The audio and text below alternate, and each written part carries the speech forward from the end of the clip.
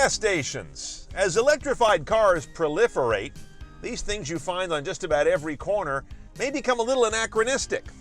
But I believe the way they can cope with that is to return to their roots when they were known as true service stations.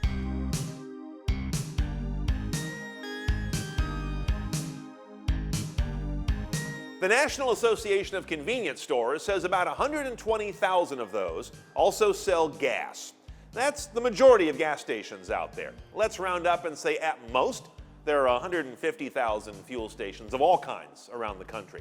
Now you look at that and say, okay, that's a lot and a lot of good real estate, but electric cars, they're a tiny sliver of automotive sales. What have they got to worry about? I wouldn't turn my back on the ocean. Boston Consulting Group says sales of electrified cars of all types, not just pure battery electrics, will exceed that of combustion vehicles by 2030. And while we think pure EVs are a threat to gas stations, don't forget that hybrids of all types also reduce fuel usage per mile traveled. So don't just think Tesla versus the gas stations. It's a much bigger story than that. Volvo will be a pure electric brand by 2030, General Motors by 2035. California and Washington State have announced bans on the sale of new combustion engine cars by 2035 and 2030, respectively. A permanent expansion of working from home and a new appetite for delivery services will all tend to be more efficient in tasks accomplished per fuel gallon. And gas stations have to keep an eye on autonomous ride services as well. Those pilot efforts may use combustion cars now, but if that industry ever booms, it'll almost certainly be all electric, converting a lot of miles driven. Now you say gas stations do have revenue from service bays and smog test services, yes, but increasingly electrified cars need less of the former, pure EVs need none of the latter, and I think overall as cars become more high-tech, proprietary, and need special tools and equipment, owners think less about dropping to the gas station for service and oil changes than they used to. Now let's paint a portrait of the local gas station. First of all, only 5% of them are owned by the company whose name is on the big sign, according to the American Petroleum Institute. That means 95% are owned by some other business entity. And of those, about 2/3 are owned by a small-time proprietor that owns no other gas stations, just has the one location. Average take on fuel sales is estimated to be about 12 cents a gallon, and then a whole lot of other revenue accrues from the convenience store. That's why they all have one, for the most part. But that convenience store revenue is secondary. You don't go there unless you first arrive for fuel. It's not a destination in itself, it's a need because the needle's getting toward E. So we get back to the fuel story. Boston Consulting Group estimates that anywhere from 25% to 80% of gas stations will be at risk of going under by 2035, depending on an array of electrified car scenarios. Which isn't to say there aren't some bright spots for gas stations. First of all, they could be facing a sort of thrival of the fittest in the medium term. For example, Petaluma, California, about a half an hour north of where we are right now. They recently adopted a ban on new gas stations, remodeling gas stations, relocating gas stations, clearly hoping for evaporation by attrition. But at the same time, miles driven by gas cars won't drop off that rapidly. So the few remaining stations, if they do start to vanish, get more business in their area. San Francisco, a city famous for a long-running war on cars, has almost no gas stations left, but not a big drop in the number of fuel-burning cars in the city and passing through the city. Again, a win for the survivors on each corner. And in between those two lies Novato, California, which recently passed an approval for a giant Costco gas station. Great news for gas stations, you say. Not really. There was rather unprecedented public opposition, and it was only approved when Costco agreed to add 10 Level 3 fast chargers. How many of those sole proprietor gas station owners could afford to do that? And a lot of the future of gas stations will vary by geography. Those that sit along big interstates, they've probably got a much better glide path due to lots of long-haul drivers and trucking traffic than one that's tucked into an affluent, woke suburb that is all about driving Teslas and electrified Volvos. But all these positives and negatives don't change one truth: gas stations are the tail on the dog of transportation change. Boston Consulting Group lays out several ways they might want to try to move up body toward the head and the neck. The most obvious step is become a charging place. Add charging locations to your gas station. Well, what pumps do you pull out to make room for that?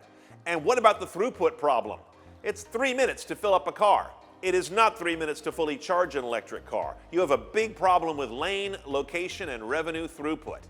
Also, take a look at what's going on with Shell's Green Lots, a division of Shell that is all about charging infrastructure. But gas stations are only one relatively small part of their master plan. They look to put charging a lot of other places. And the last problem with just going electric at gas stations is a sourcing issue. Gas station owners have a competitive market to turn to get gasoline. Lots of refiners and jobbers that compete for their business to sell them gas and put it in the tanks underground. Totally different with electricity, which comes from a local monopoly called a utility. And the fuel's not on wheels. The fuel has to be delivered, electricity, via expensive upgraded infrastructure and charging hardware that is not yet universal across the industry the way gas pumps are. The next strategy is to go digital. This should be done no matter what. Any garden variety Chipotle location is more digital than any gas station for the most part. Why can't you pre-order something from the C-store so that while you're pumping your car full of gas, it's brought out to you at the gas location, instead of you leaving your car at the island, walking in, getting in line, all that 1980s rigmarole. Then there's the idea of going mobile. Why do I have to go to a gas station at all? Why can't that business be one that comes to me and divorces itself of the real estate? Amazon can deliver packages to the trunk of my car if I have the right kind of car. Can the fueling industry go mobile? I know there are a lot of technical and regulatory hurdles, but I would much rather never visit a gas station again. Just get out in my car in the morning and say, oh, the needle's back around F where I always want it to be. That also can be a digitized service that I never have to request. The car does it for me. If we learned anything in 2020, it's that mobile delivery is hot. And finally, rethink the entire purpose of that gas station real estate.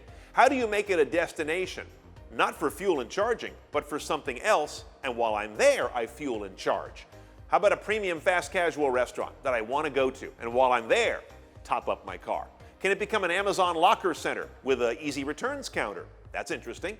Or what about turning into a dark kitchen, where maybe a Burger King is doing all of its cooking for a delivery service, but there is no walk-up area? Or having some combination of all three of those? It's rethinking the whole idea and, frankly, redefining what we used to call a service station. All right, now right about now, a lot of you are saying, wait a minute. Why don't these gas stations become battery swapping stations? I pull in, get a fresh battery pack, and take off in 3 minutes. It seems very elegant, right? Very analogous to how we pull in and fill up our cars on liquid fuel now. But it doesn't work for a lot of reasons. First of all, car makers do not want to have a common battery pack. There's too much innovation going on right now. Battery packs are very much something that defines the design of a car, and they don't want to all be tied to that together. They hate each other. And after 100 years of combustion cars, they still barely share any common components like engines and transmissions. It ain't going to happen with battery packs. Now you may say, what about in China? And NIO is doing a lot of this. Different market with different government decrees than we're ever going to see here, in my opinion. And this has already been tried out. A Better Place and Tesla both went hard at it, looked at it, tried to make it work, and both abandoned it. Get away from the battery swap idea. I don't see it in any shorter midterm.